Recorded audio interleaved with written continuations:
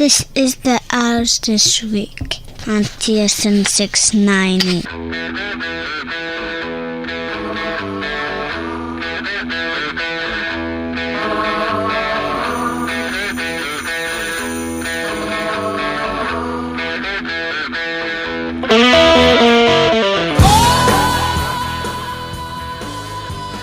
So second and short in shotgun. Fake handoff to Stone.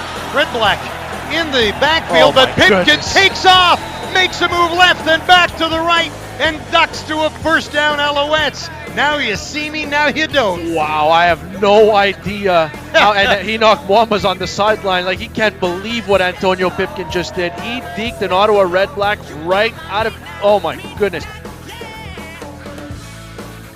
And a fake handoff, Powell. John Bowman forces Harris to kiss the carpet. A quarterback sack for Bowman. 2 away from number 7 all time. All important second down at the Alouette 6, right between the hash marks. Harris under blitz pressure, throws, jump ball. It's knocked away by TJ Heath. Very nearly came up with a one-handed interception in the end zone. And now the Bluebirds are really giving it to the officials here in Ottawa. Stone shaded to the left side, and he takes a handoff and scoots to the right, angles back to the left. First down yardage and more inside the 20, brought down at the 15-yard line. Ryder Stone in his first Alouette start, 8 carries for 58 yards and counting. Pipkin hurries up right behind center, keeps it himself. Does he get up over the pile? Yes! Touchdown, Alouettes! Montreal finally finds the end zone, and it's Pipkin again. That gives Pipkin time, looking right, then high and deep left side. Ernest Jackson, he's got it inside the Ottawa 30, brought down at the 24 of the Red Blacks. Wow, huge play. Antonio Pipkin sits back there. He's got time, and we've seen him unload before, and that's exactly what he did. Fake handoff to Stone. Pipkin's got it and calls his own number. What and he dashes to first down and more. Takes the safety slide at the Alouette 35-yard line. What a play call and perfect execution by Antonio Pipkin. Clock down to 0-0-0, and the Alouettes have won it 21-11. No quarterback controversy, not a whiff of it. The Alouettes have back-to-back wins for the first time since the fall of 2016. Definitely enjoyable. You're going on the victory right there. It's time for our guys to rest, our guys to get their bodies back and prepare for this long second half that we got to continue to build on what we started. And welcome into the Owls This Week on TSN 690. As you heard in the highlight pack, it was another victory for the Alouettes. That's right, 2 wins in a row, as the Alouettes beat a divisional opponent, the Ottawa Red Blacks, 1 week ago.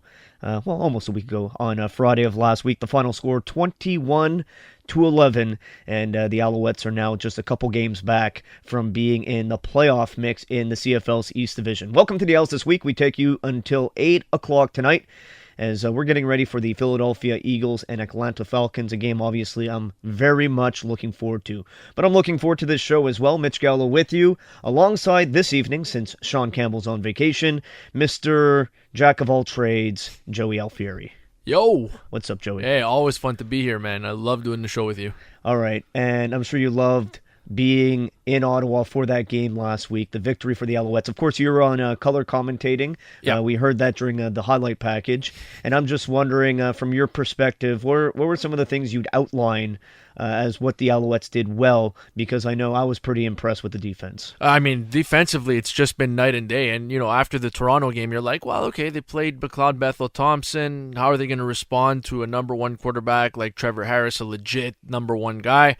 And they were lights out. I mean, the defense played well. The defensive line was able to get after Trevor Harris. And going into that game, Ottawa's offensive line, or Ottawa's offense in general, because it's more than the offensive line, but they were tied for second in sacks allowed. So they really weren't giving up many sacks, but the Owls were able to get there often. They were able to hit Harris.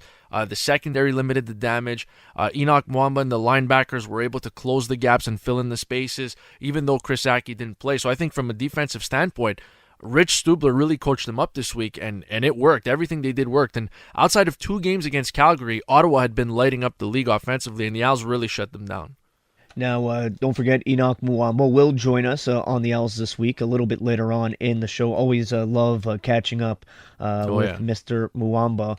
I think what stood out to me also, Joey, is I'm listening to the guys in the locker room. You're interviewing the guys after the game, and everyone seems so enthusiastic about the quarterback, Antonio Pipkin. Yeah. This guy brought life to a group that at times this season looked lifeless. Yeah, and I mean, he just gives them an opportunity to win. I mean, even in that Edmonton game that they ended up losing his first start, I mean, he gave them a chance. They put up over 20 points. They had a chance to win, and he certainly gave them a chance against Toronto, and he definitely gave them a chance against Ottawa. But I think the one thing that kind of stands out for me, just looking back at that Ottawa game, is that I'm not going to say it's the first time he hit adversity, because there had been adversity along the way, but I mean, this was like squarely on him. Like the pick 6 against Toronto was Ernest Jackson's fault, but the 2 interceptions he threw in that game against Ottawa, that's clearly on him. There's one at the end of the first half, one early in the third quarter.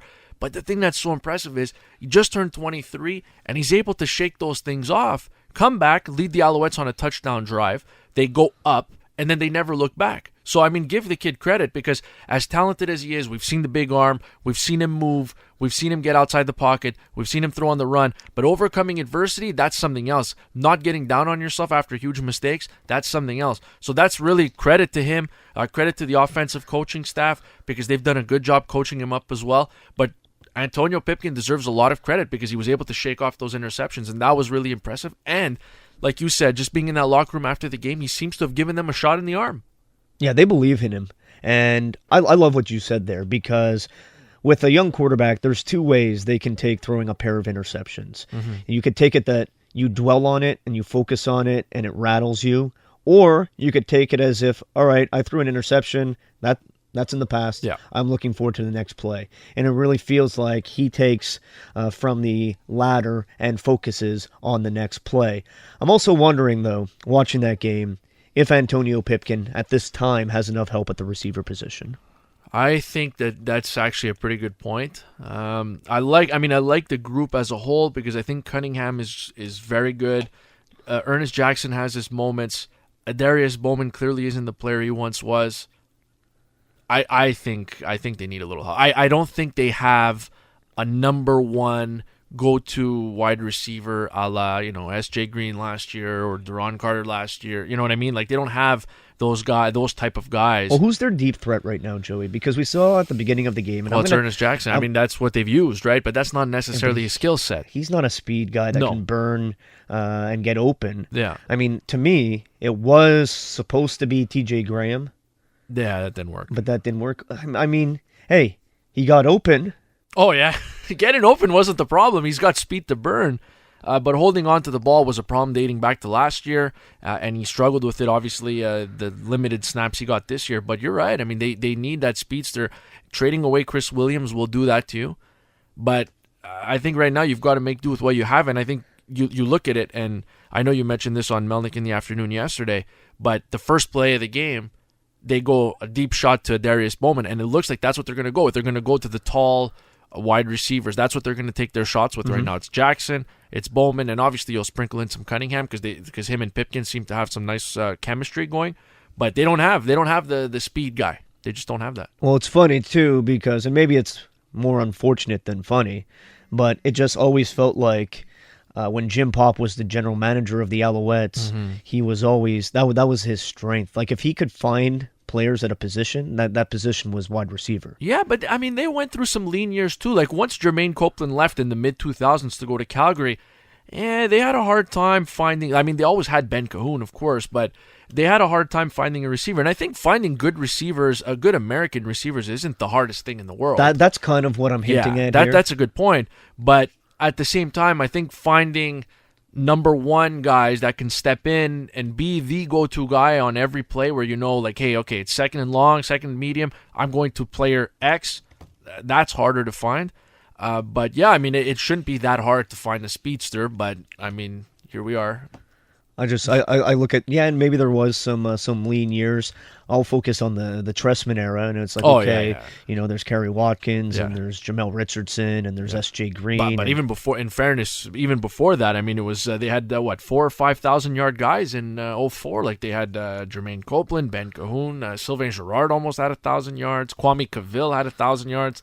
Thyron Anderson. So I mean, they were popping these guys. Look at you with some of these name drops. Eh? Yeah, that's good. But I think that's what happens when you have number one guys like Cahoon and Copeland. Then it opens it up for everybody else. So I think you need a number one go-to receiver. It's supposed to be Ernest Jackson, but it hasn't materialized that way. All right, so we got a lot to get to on the Owls this week on TSN 690. Mitch Gallo and Joey Alfieri. Coming up next, we're going to hear some of the best of Pierre Vercheval from Melnick in the afternoon yesterday, and I think he was also critical of the wide receiving position. This is TSN 690. And welcome back to the Owls this week on TSN 690. Mitch Gallo with you, with Joey Alfieri, taking you to 8 o'clock tonight.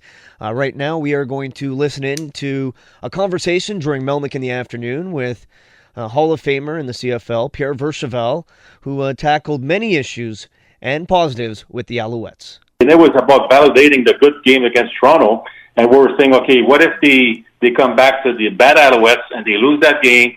That performance against Toronto is not going to count. Everybody's going to go back to, we told you they were playing the backup, So now they eliminated that. So that was great. It's so good going into a bye week.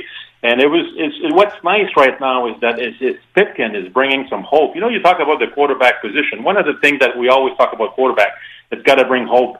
And what's nice is when you bring hope, usually hope's translated to it becomes confidence on the team, And it's a whole lot different to go into a game hoping that you can win versus going to a game knowing that you can win. And I think the Alouettes are knowing that they can win now with Antonio Pipkin. So it's nice. And we learned something new about him because it's only his third start. So we will, find out things about Pipkin every game for a little while. But what we learned is that when he faces adversity, the kid reacted well. He stayed calm, stayed collected, because if you guys remember that game, there was a 3 drives period that, for a total of 4 plays. In those 4 plays, there was two interceptions, 1 sack, and 1 running play. And so we were all saying, okay, this is the first time he faces adversity. How will the kid react? Is he going to just, go into under the bench in a fetal position, sucking his thumb? Or is he just going to stay on the field? He's going to stay cool, calm, collected, and he's going to come back and take control of the game again, drive the Alouettes to add more points, and that's what he did. So I thought he reacted well, And to me, that was important to see how he was going to react because it was truly the first time in 3 games that things weren't going his way, and he ended up doing well. Good quarterback. Happy to see that. I said, this kid is a good quarterback. He just happens to be an athlete, but I like him as a true pocket passer, and so many times you get high school film and teams put their best athlete at quarterback, and sometimes those guys don't make great quarterbacks, but I saw Pipkin the other way around. I just saw a great quarterback that happened to be athletic. That is Gary Goff, who was Antonio Pipkin's coach at Tiffin University. He was on the pregame show. That's right. Yeah, he was with Rick and I on the pregame show, and he just talked about how when Antonio Pipkin got cut, it was the first guy he called, right? He called his college coach, and he said, hey, you got to pick up the book by Kurt Warner, how he went from bagging groceries to being a quarterback. And Pierre, I'm just wondering, do you think that we'll see Pipkin peak here at some point, or is this just the question of, getting even more familiar with the offense? He's going to have even more success because, like you said, I think the most impressive thing was shaking off those interceptions, and he had to shake some off before, like the one against Toronto there where Ernest Jackson tips up the ball, but that's not really on the quarterback. These 2 interceptions were on the quarterback. No, absolutely. So that was interesting to see how he reacted. He reacted well. We learned a lot about the kid, about his mental strength, character. So that's always good because there's always going to be high and lows in a football game. And if you win every single play during a game, well, I'm sorry to say the other team shouldn't even be on the field with you. So it's going to be some highs, some lows, some good plays, some bad plays. How are you going to react? Keep, don't go too low when they're low. Don't go too high when it's high, just an even keel and then stay focused on the task at hand. And I thought he did that very well. So I think, I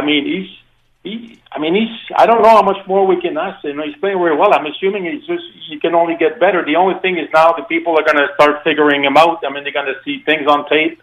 They're going to see some plays. They're going to see some tendencies regarding of where you're on the field, what's the down and distance. So that's the biggest challenge now. It's for Pipkin, but also for Khari Jones to make sure that there's no strong tendencies, because right now they're doing well. And it's funny because when his coach in college was talking about his mobility, what's nice is that he showed us great mobility, but he will get out of the pocket only when he needs to get out of the pocket. He wants to be a passer first. He wants to throw the ball, and when if it needs to be, then he's going to leave the pocket. I've seen a lot of young quarterbacks who you take away their first read, they're out of the pocket right away. They just want to scramble. They want to get out of the system. They want to run because they just don't feel comfortable. I don't see that from him. And when he runs, I tell you what, he's doing a great job, because look at what the runs he did against Ottawa. They're heartbreaking runs for a defense. 2nd and 7, you go get the first down. 2nd and 6, he goes to 13 yards for a first down. 2nd and 6, 28 yards for a touchdown, for first down. So 4 of his runs were for first downs, and 1 of his runs was for a touchdown. So he's very efficient. And that's tough, because when you think about it, when the quarterback has to scramble, that means 2 things. That means that as a defense, you were able to put pressure on him, and that means you were able to cover his receivers. Those are 2 pretty good things that you do on defense. And at the end of the day, he's still moving the change. That's demoralizing for a defense. So I thought he was great doing that too. With CFL Hall of Famer Pierre Vercheval of RDS, we talk Als and CFL every Wednesday after 4. Gordon Miller will make his season debut with us in about 15 minutes, followed by Pierre Maguire, Mitch Melnick with Joey Alfieri, and Mitch Gallo. Pierre, I love what you said before about hoping you can win and knowing you can win. And I think that was really shown early in the football game last week. Alouettes going on offense first, and then B, right on that first drive, Pipkin airing it out to Adarius Bowman. It was just out of his reach, I know, but still trying to go so far down the field right on the first drive. Yeah, I love the play. It's aggressive. It reminds me of those back in the old days with Anthony Calio and Kerry Watkins. I know in the mid-2000s, the Alouettes would come out and do that kind of play a lot, to set the tempo and scare the defense. And the only thing that one play, I like the play call. Obviously, the execution wasn't there, but the only thing missing now is that we traded Chris Williams, our speed guy. TJ Graham was the next speed guy, but unfortunately wasn't able to catch the ball, so we cut him. So that's the challenge for the Alouettes. We need that receiver. I know Ernest Jackson caught a deep ball after in the 3rd quarter or the 4th quarter, but I think the Alouettes still need that deep, explosive guy that's going to scare the defense, that's going to take the top off the coverage. But no, I thought that was a great play and a great play call. Team win. Couldn't ask for anything better. It was a great team win. We went out there, we played great defense, and it was a great night to be an Alouette, that's for sure. It was good to see Gabriel Napkin back again on the field and productive, and great defense. We haven't used those 2 words together in describing this team. Is it possible that unit has also turned the corner, Pierre? Well, let's hope so, but it's funny how you can be a better defense when you win one game you only spend 30 minutes on the field, and the next game you only spend 24 minutes on the field. Right. It's funny how those things work, eh? So it's all about Pipkin being able to keep the ball, sustain some drives, and obviously the Alouettes defense has to be on the field less, faces less plays, is not as tired, is fresh in the 4th quarter, so that really helped. But I thought the defense, the last 2 games, and I'm hoping that it's a good trend, it's trending up, because the last 2 games the defense looked like what we expected the defense to be. Remember when the Alouettes build the team in the offseason, we were talking about defense. The identity of this team is going to be the defense. Rich Stubler, and all the talent, Muamba and Chris Ike and everybody else, John Bowman. But I thought the defense was great. When you think about it, in the last 2 games, they've allowed a total of 33 points. Before that, they allowed 34 points a game, And I thought they were physical. They played fast. There was no hesitation. They were outstanding in key situations, sudden change. After those interceptions, the Ottawa only scored 3 points. They were great at the end of the half. They were great at the end of the game. They created 2 turnovers.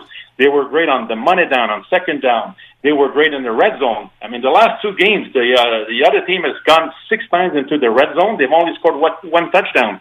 So all what we call situational football, the Alouettes were on top of it. And besides the strategy, I thought they really manhandled the Red Blacks. I mean, the Red Blacks, I mean, they took a beating. I mean, the war of the trenches, the physicality, I mean, everything. The Alouettes took him beyond the shed, you know, and and really gave them a lesson. Minute and change left in the third quarter. Harris, pressure, dragged down by Gabriel Napton. Dropped for loss of a yard. In his Alouette return here tonight, Napton makes his impression felt. Final one for Pierre Verchevel. Joey. How much of the credit goes to the coordinators? Because I got to be honest with you, Pierre, I thought Kahari Jones early on was very vanilla, and I really don't know what happened to Rich Stubler. But how much of this do you think falls on the coordinators? Yeah, I think you know. I mean, I'm not sure how much, but obviously it has something to do with there's a feel now. This is the third game in a row with the same quarterback. So I mean, that's, you know, because I've always said, yeah, the quarterbacks need to learn the system, but the OC needs to know about his quarterback, what he does well, what situation he feels great about, you know, what's his favorite plays and all that stuff. So I think it's a little bit of that happening. But yeah, I mean, what I like about Kahari Jones is the fact that he's never quit. Because as an offensive coordinator, we've talked many times, you know, when we talk on Wednesdays about so many different quarterbacks, so many different offensive linemen, so many different running backs now, so many different receivers. And Kahari Jones is still there working his butt off, trying to do his best, you know, and so I'm happy that, you know, they had some results. But let's not kid ourselves, you know, we still need to score more points. The next step now is to finish. Because the last two games, the good news is the Alouettes have gone to the red zone 8 times, you know, 4 times a game, which is great, but only 3 touchdowns. Eventually, that's going to catch up with them. You know, if the defense is not playing great that one day, then if you don't score a touchdown, it's going to catch up with you. So, but I think it's just all the coaches. I mean, I think of André Bolduc, the running back coach. You know, Ryder Stone looked outstanding. I mean, for a rookie 5th rounder, I mean, he didn't look out of place. He ran the ball well. He was efficient in protection. I mean, there wasn't always devastating blocks like Terrell Sutton or William Steinbach could do, but at least he was in front of the guy. He was slowing him down. He was at the right place. He was blocking the right guy. So, you know, I think overall all the coaches are working hard, and I'm glad to see that the dividends are showing up, you know, with some wins. And there you have it. Hall of Famer Pierre Verchevel during Melnick in the afternoon. Mitch Gallo and Joey Alfieri. This is the Owls This Week on TSN 690. Coming up next, he was flying around the football field last game. Linebacker from the Alouettes, Henoc Muamba, joins the show. This is TSN 690.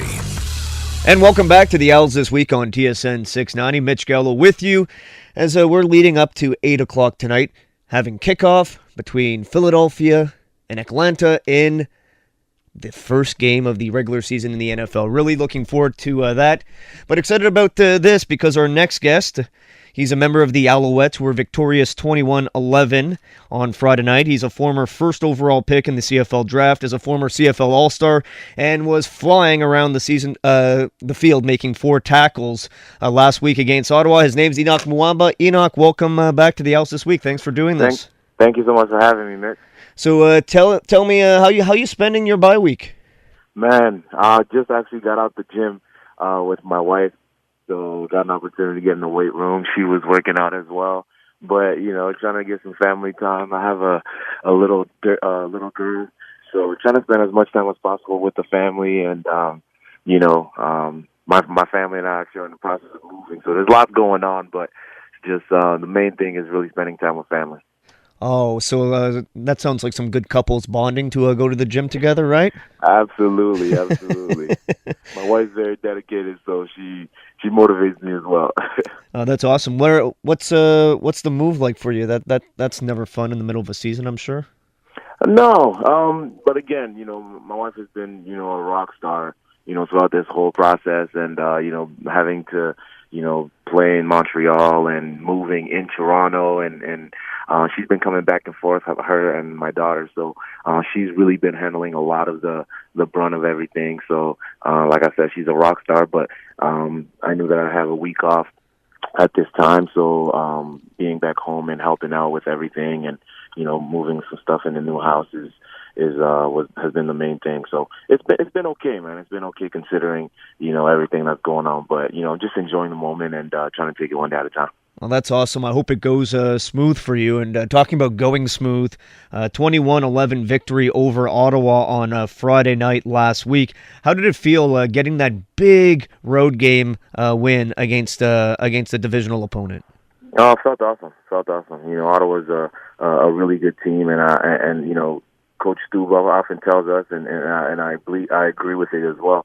Ottawa is a big challenge. They have one of the most creative offenses in the CFL, and they do a really good job of having a good balance attack, not only in the air but also on the running game. They have a really good scheme running wise and everything. So it felt good to kind of get a good victory like that, team win at that. Not just one sided or anything like that. It was really a team win on all three phases of the game. So it felt good to kind of see that glimpse of what we're capable of as a team. Now, I'm watching that game and watching the defense in particular. It seemed like a violent, physical game, and that everybody on your side of the ball really brought it and gave 110%. That fair? Absolutely. One of the things that, despite the losses that we may have been experiencing since the beginning of the season, one of the things that I realized about this unit, this team, is that, we have a lot of confidence in one another. And I think it's just because we know what we're capable of. And I think it was just a matter of time to kind of see for the results to kind of also follow along with everything that we believe. So it's good to see that, and we're just hoping that it'll continue that in the same way. Chatting with Alouettes linebacker Henoc Muamba on the Owls this week on TSN 690. I'm Mitch Gallo. Henoc, if you can you bring me to the locker room and the team meetings for the defense following that game against Edmonton? Because as a defense, that was a tough one for your group. The offense was okay, gave you guys probably enough points to win. The defense had some troubles. But then you guys followed that up with two really great performances. So I'm wondering, what was it like inside the room with the defense after that game against Edmonton? Just what you said is perfect. Is well said. We felt like the offense did enough for us to win that game, and we had our goals that we did not hit that game as a defense. And following the game, we were disappointed in ourselves. We watched the game very critically of not only ourselves but of one another, and we knew where we needed to kind of get better at. And one of the main things was also the fact that we felt like we really played in their hands as far as not to say anything about how they performed, but they performed obviously well enough to win. But I felt like we got away from playing football. We really got into the talking. We got into committing penalties and not giving ourselves a chance to play. Again, it had nothing to do with confidence in ourselves. We always had that going into the game, even though it was a Western opponent, and we still know what we're capable of, and we believe in ourselves. So we knew that going in, but we kind of steered away from what we knew we were capable of, and so we were disappointed in ourselves, and we knew that we were better than that, and so we wanted to come back the game after and just perform better, focus on football, nothing about the other team, but focus on ourselves and continue to get better from a communicating standpoint and from an execution standpoint as well. And I think we've been doing that for the last couple of games. Early in the season, what would you say about the challenges that the defense faced in terms of how many guys at key positions got banged up along the way? I mean, it's part of the game of football. Every team will experience that at some point. I don't know of any team in any season that has gone through, the same roster from the beginning of the season till the end. So it's a challenge that every team will experience at some point in the regular season for, in any year. So we knew that it would happen at some point. We just know that we have to, it's a storm that comes and we have to weather it. For us, it came extremely early. And so the fact that we already have a pretty relatively new team, a lot of new guys and new pieces to this puzzle we're putting together. It's obviously tough. It's challenging. But again, I think we're kind of, figuring ourselves out. We're understanding, one another better. We're communicating a lot better. were executing a little better as well. And so, from the beginning of the season, we kind of saw flashes here and there, but I think the biggest thing has been consistency. And I think we're getting there. We're getting to that point, and it's a scary thing to kind of think where we could be as far as a unit, defensively speaking, if we can be completely very consistent going forward. So, that's the challenge that's ahead of us. And like you mentioned earlier in the season, we had a lot of pieces coming in, coming out, guys getting hurt, new guy coming in. So it was definitely challenging. I can't even sit here and act like it wasn't, but it was. So, but the good thing is we got a solid group of guys who are willing to work together, willing to not point fingers as well, but continue to work towards the same goal. And that's resulted in two straight wins for the Montreal Alouettes with the bye week now and facing the BC Lions on Friday of next week. Henoc, you're 29 years old, so you're in like that perfect blend of still being in your physical prime, but having a lot of years of veteran experience in this league. But I'm wondering what you see when you look at some of the older statesmen on your team, guys like Chip Cox and John Bowman still playing at a high level and being really inspirational for the rest of the group. Absolutely. They're just that. They're inspirations for everyone on this team. Great leaders. I'm glad to, like you said, I feel really good physically. I feel good mentally, and I feel like I have enough experience as well to be able to share to the younger guys on the team, which I try to do as much as I can as well. But to be able to see guys who have been doing it for longer than I have, and sometimes I feel like I've been doing it for a long time, and I feel like the older guy, but I look around and I see John, I say, I'm still pretty young. And I see Chip, and I see guys that have been around for longer than I have. It's very inspiring to be able to see them and to see them perform at such a high level, and the dedication that they have for the game and for the group of men that we have put together. It's very, very inspiring and motivating as well to see how dedicated they are, like I said, and they come in early, they leave late. It's a testament to who they are today, but what they've accomplished and the reason why, it's very evident once you see kind of their routines. I have such an appreciation for you guys as athletes and how you guys play through pain and injuries and the bumps and bruises that go along the way for an 18-game CFL season. But how about John Bowman still getting at the quarterback despite the fact that essentially he's playing with one arm? Yeah.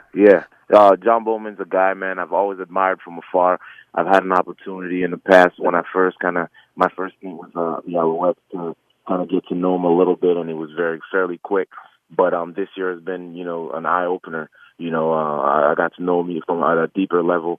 Not only, like I said, just a football player, but just a man himself. Like I said, he's an inspiring man, and he's very motivating. And, he's someone that and like I said, this is a very new team, a team that's been put together, and new pieces are kind of still gelling and meshing. And he's a guy that, a lot of the time plays, right in front of me as far as a rush end. And, I'm getting to understand how he plays as well. And I'm getting to trust him more and more. And, and he's trusting me more and more as well. There's a lot of plays where we need to be on the same page, and we're really getting there. So it was good to kind of see that, especially this past game. And it's funny how it took all the way till now for, there was a play that happened, and I came to him and I said, "Man, John, I got to trust you more." He said, "Yeah, you do." And then I said, "Yeah, I will." And then later on, because I trusted him to be where, he needed to be, despite the challenges that he needed to face in order to be at the location that he needed to be, I was able to make the play. So, we looked at each other and we just jumped and kind of acknowledged the fact that, we're getting to a new level, the two of us. Making some corrections along the way, chatting with Henoc Muamba of the Montreal Alouettes. Henoc, I asked you about the older players on the team.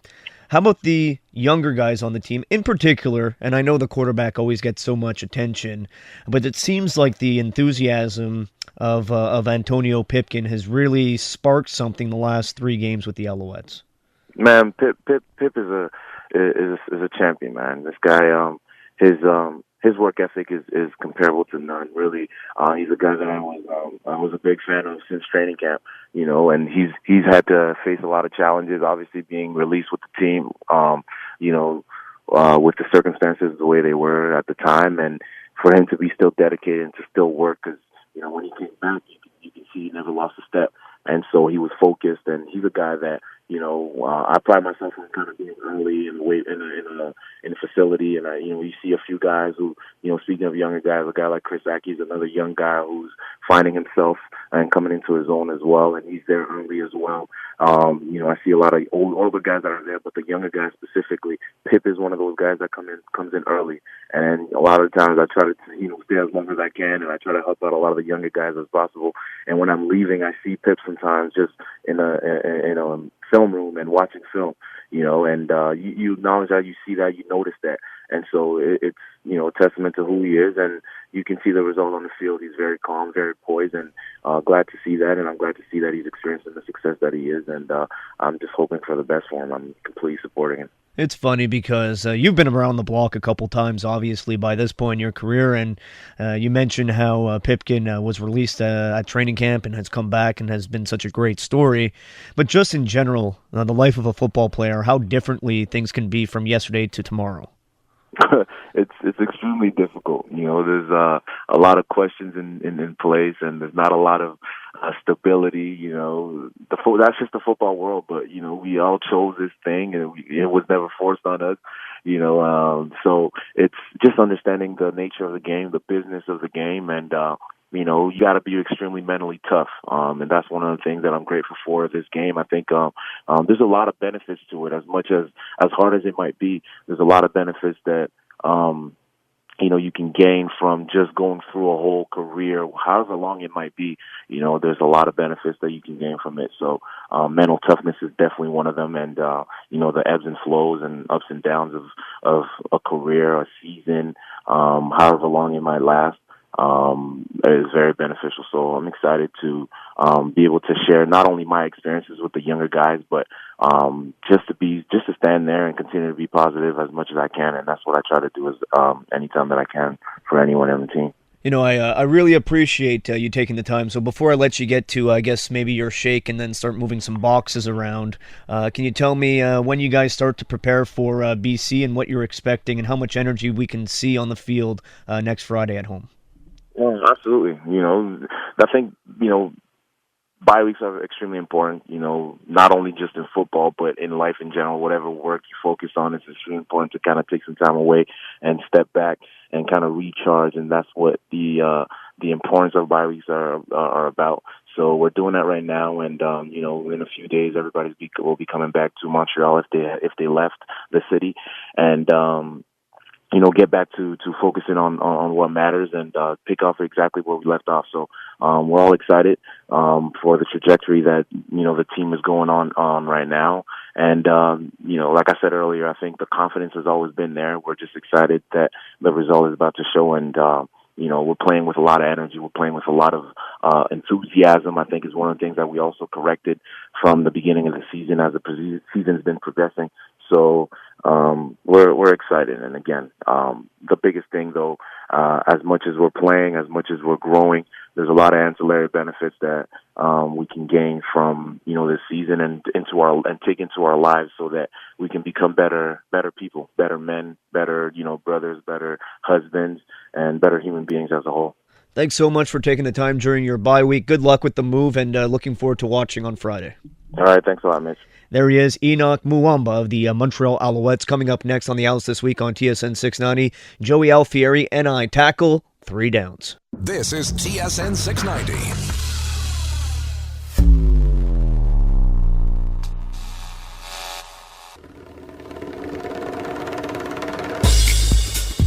Oh, yeah. Welcome back to the Owls this week on TSN 690. You know what that song means. It's time for 3 downs. Sean Campbell's not here, so in the hot seat is Joey Alfieri. Let's do it. You like 3 downs. Love I like 3 downs. 3 downs. So let's get this done.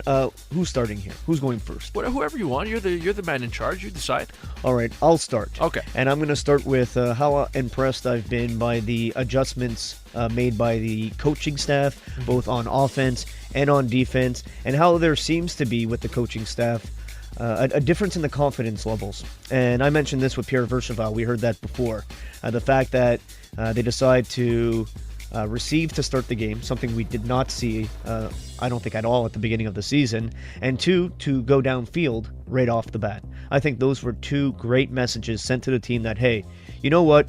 We believe that we can take the bull by the horns here and get off to a great start. We believe in you as an offense.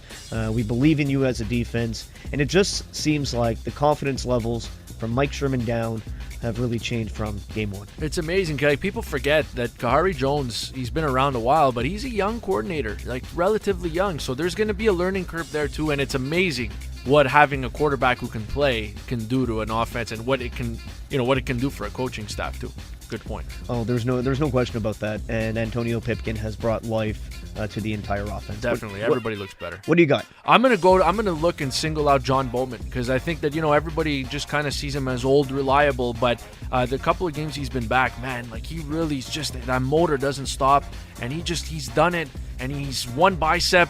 And it's just like he hasn't stopped, and he just keeps going and going. And we saw him against Toronto, and he's just relentless getting after the quarterback.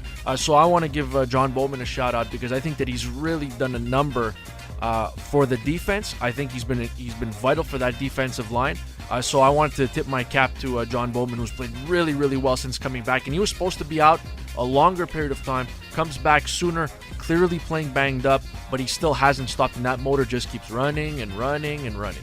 It's funny because it always feels as though every season could be the last for John Bowman. I mean, it was like 3 years ago that I think we saw him crying at the end of the bench when he thought his days in Montreal might be numbered. Maybe not his career at that point, but certainly his days in Montreal. Oh, he cried last year too. He's cried a couple times, yeah. I remember there was an instance last year. Alouettes were playing at home, and Bowman went to the locker room for some reason. And it was a game he had at least a sack, maybe a couple sacks. And as he's going into the room, he sees me. He says, "Hey, Gallo, you make sure you tell everybody on the radio that Bowman can still ball."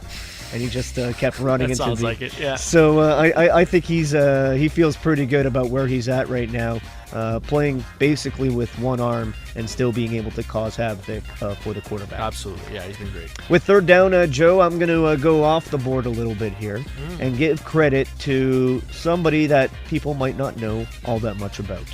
Please tell me a little bit more, if you know, who is Ryder Stone. Ryder Stone, who I think he got the ball 14 times, didn't hit the 100-yard marker against Ottawa, but still made the defense aware of the run game, ran over guys a couple of times. Just a 23-year-old player, but man, you play an impact position like running back. As a Canadian body, you give your coach and your general manager a lot of options. Yeah, I mean, not the biggest guy by any means, and the fact that you're able to get anything at all from a 5th-round pick in the Canadian college draft. And this is a guy who was drafted this year. It's not like he's been around for a couple of years. He was drafted out of Dartmouth. And, I mean, credit to the Alouettes for finding this guy, because, look, he didn't light it up by any means, but he had a couple of really nice runs, and he did just well enough that they could keep going with the running game. They didn't have to get away from the running game even when they were down. So, I mean, not the biggest guy. If you saw him in the locker room without pads on, you'd be like, wait, well, this guy's a running back? But he is, and I thought he did a good job. And kudos to you, because that's definitely a great observation. Ryder Stone, and credit to the Al's Canadian staff, scouting staff. They did a good job finding him. And like I said, most teams, they don't get anything from their 5th-round pick. So the fact that he's been returning kicks all year and he contributed as a starter, that was absolutely huge for that win against the Ottawa Red Blacks. All right, that's it for 3 downs.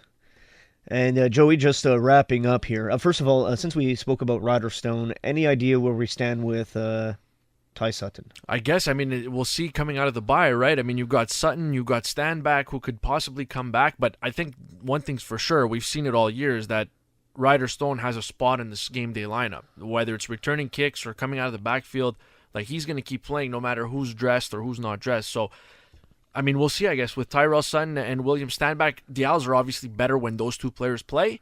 But, I mean, Ryder Stone, tip of the cap. You did well. All right.